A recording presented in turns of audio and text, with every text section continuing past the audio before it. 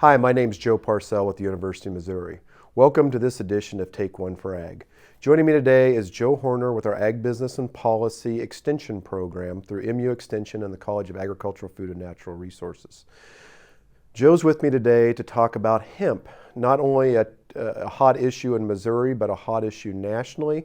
But we're going to focus mainly on Missouri today because of its implications and some of the new things happening. So, Joe, let's kick things off. We've got some new regulations that are out, some regarding Missouri. We went through the vetting process. So, talk to us a little bit about where we're at with Missouri right now in terms of its regulatory process.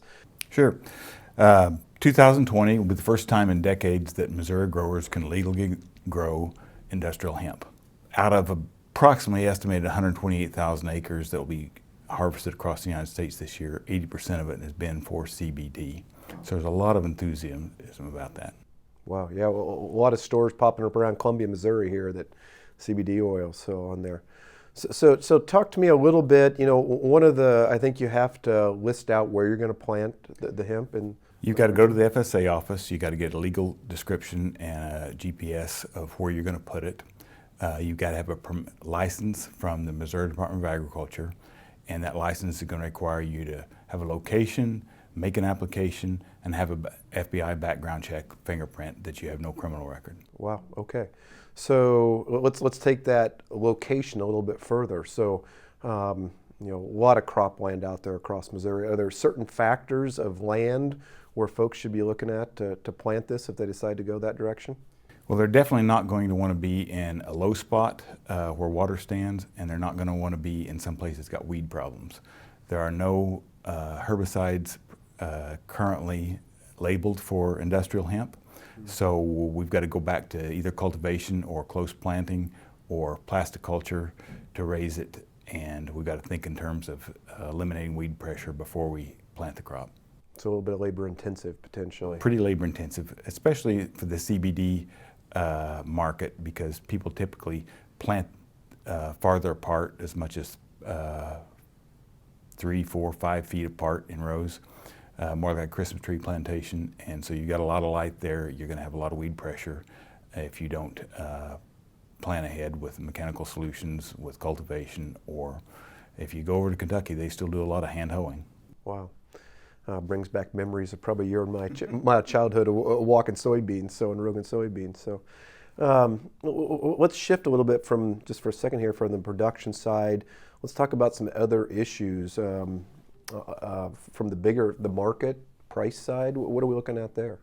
In Missouri, processors don't need a permit, so we've already got processors setting up in Missouri, both extraction and we got some decorticating facilities for the fiber markets. So that's already moving in. The market is probably going to be oversaturated with CBD hemp. We've seen this fall's new crop coming in and not being able to find markets for it, just simply because there aren't enough extractors.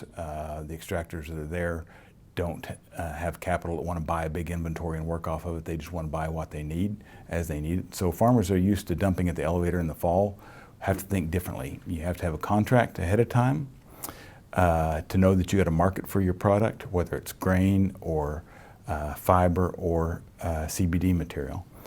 And there's also a lot of counterparty risk. This is a new industry. Most of the players haven't been around very long. We've got rapidly changing acreage. We've got rapidly changing prices. And so we're telling farmers that they need to think about getting the product in a non-perishable form and being willing to store it and being willing to market it, even if they have a good contract with a good company. So it's good information, because I think you provided a synopsis there of, it's not just the production side that's at risk, it's really the market, and you need to have that market. So as we look, I know you've done some work, and your team have done some work, or the team you're part of with MU Extension has done some work on production budgets that include both cost of production and pricing. You want to talk a little bit about those budgets and where those can be found? Sure.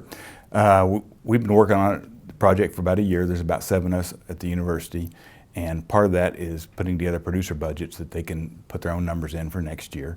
We've got one for CBD, we've got one for grain, we've got one for fiber, and one for a combination crop. And you can find those at extension.missouri.edu. Just search for hemp. Right now it looks like the CBD is still going to be the most profitable. It's more like a horticultural crop, like a vegetable crop. It's been very profitable for a number of years. It's also higher risk. Grain and fiber acreage will probably come up over time, and those profitability and income look more like our traditional corn and soybean profitability.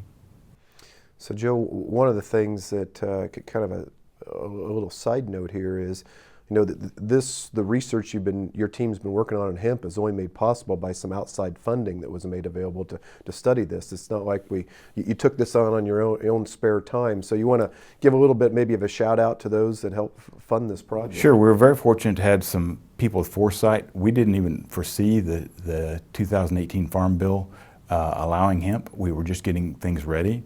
And we had a steering committee out of the Boot Hill that applied to Missouri Ag and Small Business Development Authority to get a grant to study the potential rollout of industrial hemp across Missouri. And it just so happens we got the timing about right, and we're going to be releasing the study in December. It'll be in 4 parts, and it will be up on the same website, extension.missouri.edu. And it was all made possible by the forethought of people seeing that this was coming. All right, all right. Well, I appreciate you sharing this, you know, this new information that's coming out on industrial hemp production in Missouri. So thanks, Joe, for joining us today. So I want to thank the viewers for joining us for this edition of Take One for Ag. You can access this edition and past editions on our YouTube channel. Just search for Take One for Ag. Thank you.